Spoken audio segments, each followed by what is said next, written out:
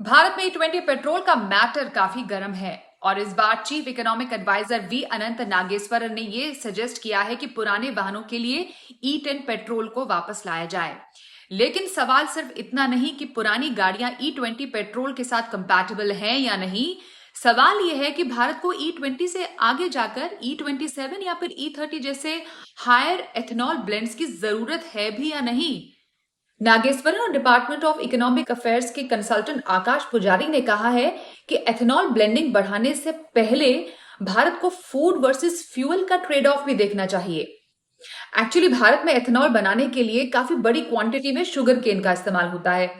अगर पेट्रोल में एथेनॉल की मात्रा और बढ़ाई जाती है तो एथेनॉल की जरूरत भी बढ़ेगी और इसके लिए ज्यादा शुगर केन, जमीन और पानी की जरूरत भी पड़ सकती है। अब प्रॉब्लम तो यह है कि वही शुगर केन शुगर प्रोडक्शन के लिए भी इस्तेमाल होता है। So now the bigger question, फसल का इस्तेमाल फूड के लिए हो या फिर फ्यूल के लिए। और खास करके ऐसे टाइम में जब शुगर प्राइसेस भी हाई है, ये डिबेट और भी ज्यादा इंपॉर्टेंट हो जाती है। In fact as per other reports, सरकार शुगर प्रोडक्शन बढ़ाने और फिर प्राइसेस को कंट्रोल करने के लिए एथेनॉल बनाने में शुगर केन के यूज को कंट्रोल करने पर भी विचार कर रही है। अगर एथेनॉल के लिए शुगर केन कम इस्तेमाल होता है तो फिर हायर ब्लेंडिंग टारगेट्स पूरा करने के लिए ऑल्टरनेटिव फीड स्टॉक्स की भी जरूरत पड़ेगी। यानी इसका मतलब यह हुआ कि एथेनॉल पॉलिसी सिर्फ पेट्रोल और व्हीकल्स का मामला नहीं है, इसका असर काफी सारे वर्गों पर पड़ेगा। किन किन पर? Farmers, sugar industry, food prices, water usage and yes you यानी consumers.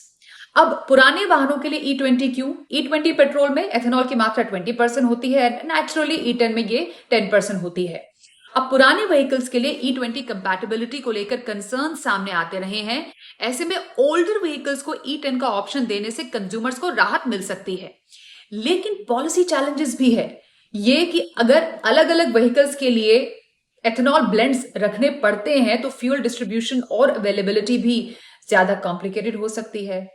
Hence the bigger question, क्या भारत को एथेनॉल ब्लेंडिंग और बढ़ानी चाहिए और अगर हाँ तो इसके लिए जमीन, पानी और फसल का इस्तेमाल कितना बढ़ेगा?